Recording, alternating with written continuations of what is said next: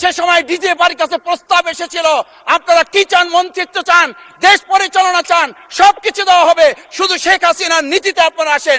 সেই নীতি তো ছিল ৭২-এর সংবিধান, সেই নীতি নিয়ে আজকে কেন এখানে এত কথা বলা হচ্ছে? মরহুমা বেগম খালেদা জিয়া নিজে বলেছিল, আমরা সুযোগ পেলে এই সংবিধানকে আমরা ছুঁড়ে ফেলে দেব।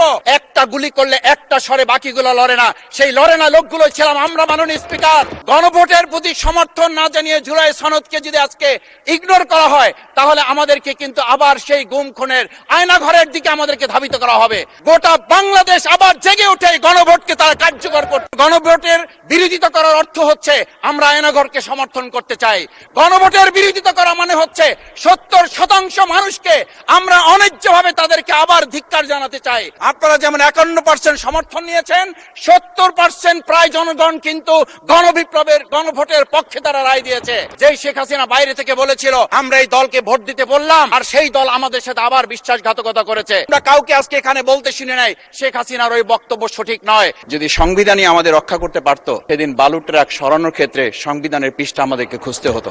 শেখ হাসিনার শেষ সরকার নিষিদ্ধ করেছিল এই জামাত শিবিরে হচ্ছে সবচেয়ে বড় সমস্যা, তাদেরকে নিষিদ্ধ করলে এই আন্দোলন থেমে যাবে। সম্মানিত মহাসচিব, তিনি কয়েক হাজার পুলিশের বেষ্টনীর মাঝখানে একটা মোবাইল নিয়ে তাকে আমরা দাঁড়িয়ে থাকতে দেখেছি, তখন সংবিধান আমাদেরকে রক্ষা করতে পারে নাই। সংবিধান যদি মানতে হতো, তাহলে আমাদের মাননীয় প্রধানমন্ত্রী বাংলাদেশে থাকার কথা না, ওনার দেশের বাইরে থাকার কথা। সংবিধান মানতে হলে বর্তমান স্বরাষ্ট্রমন্ত্রীর এখন দেশের বাইরে থাকার কথা ছিল। আজকে আমরা যখন এখানে দাঁড়িয়ে কথা বলি, তখন আমাদেরকে এটা ভাবতে হচ্ছে যে আমরা কথা বলতে গিয়ে আবার বিগত ১৭ বছরের কোন একটা বৈষম্যের মধ্যে পড়ে যাচ্ছি কিনা। কিন্তু আমাদেরকে এটা ভাবতে হচ্ছে, আমরা যখন এখানে দাঁড়িয়ে কথা বলছি, আমাদের কথা বলার সময় শহীদ শরীফ ওসমান হাদি ইনসাফের পক্ষে কথা বলার সময় বলেছিল, আমার প্রতি যে জুলুম করবে আমি তার সাথেও ইনসাফ করতে চাই। আমরা লক্ষ্য করেছি এই সরকার প্রতিষ্ঠিত হওয়ার পর শরীফ ওসমান হাদির ব্যাপারে তার বিচারে কতটুকু কার্যকারিতা নিয়ে এসেছে তা আমরা এখন পর্যন্ত জানতে পারিনি। আমার মনে হয় আমরা সংবিধান নিয়ে ঘাটাঘাটি করতে করতে যদি সংবিধানই আমাদের রক্ষা করতে পারত, তাহলে সংবিধান আমাদেরকে বলে দিত যে আমাদের সেদিন বালু ট্রাক সরানোর ক্ষেত্রে সংবিধানের পৃষ্ঠা আমাদেরকে খুঁজতে হতো। সংবিধান যদি আমাদেরকে রক্ষা করতে পারত, তাহলে ৭২-এর সংবিধানের আলোকে আজকে আমাদের এখানে থাকার কথা না, আমি শফিকুল ইসলাম মাসুদ আমার এখন জেলখানায় থাকার কথা। সংবিধান যদি মানতে হতো, তাহলে আমাদের মাননীয় প্রধানমন্ত্রী বাংলাদেশে থাকার কথা না, ওনার দেশের বাইরে থাকার কথা। সংবিধান মানতে হলে বর্তমান স্বরাষ্ট্রমন্ত্রীর এখন দেশের বাইরে থাকার কথা ছিল। সংবিধান মানতে হলে যে বাচ্চাদেরকে আজকে এখানে শিক্ষা দেওয়া হচ্ছে, দীক্ষা দেওয়া হচ্ছে, কিংবা তাদেরকে কোনো কোনো ক্ষেত্রে জাসদের সাথে তুলনা করা হচ্ছে, সেই বাচ্চাদের নিয়েই আমরা এই সরকার দলের লোকদেরকে, সরকার দলের সম্মানিত নেতৃবৃন্দকে আমরা চোখের পানিও ফেলতে দেখেছি, আবার কাউকে কাউকে কথা বলতেও শুনেছি যে এই সমস্ত বাচ্চাদের, আমরা তাদের শিক্ষার্থীদের আন্দোলনের সাথে আমাদের কোনো সম্পর্ক ছিল না। আমরা খুব লজ্জিত হই মাননীয় স্পিকার, আমাদের এই বর্তমান সময়ে বাংলাদেশের এই বর্তমান প্রেক্ষাপটটা নতুন করে এখন যে গণভোটের যে আজকে ন্যায্যতা অন্যায্যতা, সাংবিধানিক পৃষ্ঠা, লাইন, অক্ষর, দাড়ি কমা আমাদেরকে শেখানোর চেষ্টা করা হচ্ছে, যদি সেটা হতো তাহলে বাংলাদেশ জাতীয়তাবাদী দলের সম্মানিত মহাসচিব তিনি কয়েক হাজার পুলিশের বেষ্টনীর মাঝখানে একটা মোবাইল নিয়ে তাকে আমরা দাঁড়িয়ে থাকতে দেখেছি, তখন সংবিধান আমাদেরকে রক্ষা করতে পারে নাই। মাননীয় স্পিকার, আমি ৩৫০ মামলা নিয়ে ৭ মাসের ব্যবধানে, আপনিও আমার ২-১টা মামলাতে আপনি আমাকে সহযোগিতা করেছেন, সেটা এই সুযোগে ধন্যবাদ জানাতে চাই। আমার ৩৫০ মামলা জামিন করতে ৭ মাস সময় লেগেছে, আমার বের হতে সময় লেগেছে ৪.৫ বছর। আমি সেই ৪.৫ বছরে ৩বার রিয়ারেস্ট হয়ে ২বার গুম হয়েছি। আমি তখন ডিজিএফআই, এনএসআই, ডিবিএসবির কাছে জানতে চেয়েছিলাম, আমার সামনে দিয়ে বড় বড় নেতারা বের হয়ে যাচ্ছে, আমার অপরাধটা কি? তখন বলেছিল তারা হুমকি না, হুমকি হচ্ছেন আপনারা। আমাদেরকে যখন শেখ হাসিনার শেষ সরকার নিষিদ্ধ করেছিল, এই জামাত শিবিরে হচ্ছে সবচেয়ে বড় সমস্যা, তাদেরকে নিষিদ্ধ করলে এই আন্দোলন থেমে যাবে। আজ একটা কথা পরিষ্কার বলতে চাই, এই গণবিপ্লব নিয়ে আমাদের মাথা ব্যথার মূল কারণ হচ্ছে এখানেই শেখ হাসিনা আমাদেরকে যথার্থ টার্গেটটা করেছিল, সেই টার্গেটের মূল লক্ষ্য ছিলাম আমরা।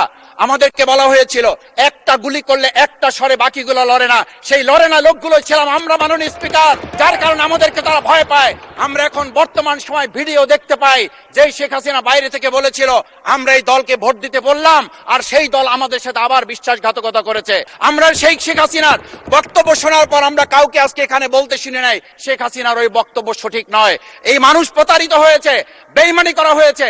আবার যদি গণভোট জুলাই সনদ নিয়ে এই জাতির সাথে প্রতারণা করা হয়, তাহলে মূল্য দিতে হবে শুধু নয়, আবার আমাদেরকে 17 বছরের সেই জেল জুলুম নিপীড়ন গুম খুনের জায়গায় আমাদেরকে ফিরে যেতে হবে।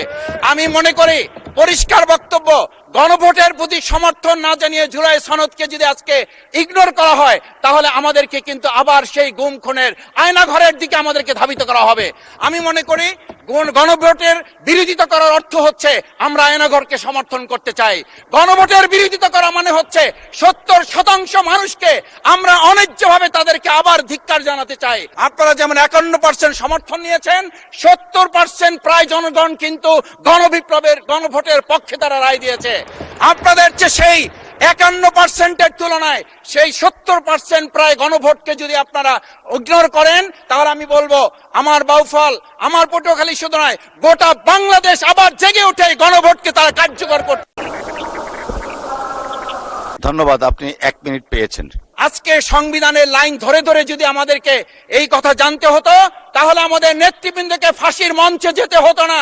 আমার মতো ছোট মানুষের কাছে সে সময় ডিজিএফআইয়ের কাছে প্রস্তাব এসেছিল, আপনারা কি চান, মন্ত্রিত্ব চান, দেশ পরিচালনা চান, সবকিছু দেওয়া হবে, শুধু শেখ হাসিনার নীতিতে আপনারা আসেন। সেই নীতি তো ছিল 72-এর সংবিধান, সেই নীতি নিয়ে আজকে কেন এখানে এত কথা বলা হচ্ছে? আমরা পরিষ্কার জানি, আমরা যদি সেই 72-এর সংবিধানকে ভালোবাসি, তাহলে এখানকার নেতৃবৃন্দ এবং মরহুমা বেগম খালেদা জিয়া নিজে বলেছিল, আমরা সুযোগ পেলে এই সংবিধানকে আমরা ছুঁড়ে ফেলে দেব। সেই সংবিধানের প্রতি আজকে বর্তমান সরকারি দলের কেন এত প্রেম জাগ্রত হয়েছে, এটা বাংলাদেশের মানুষের জানার অধিকার আছে। আমি আমার প্রিয় বাউফলের মানুষের প্রতি ভালোবাসা শ্রদ্ধা জানাই।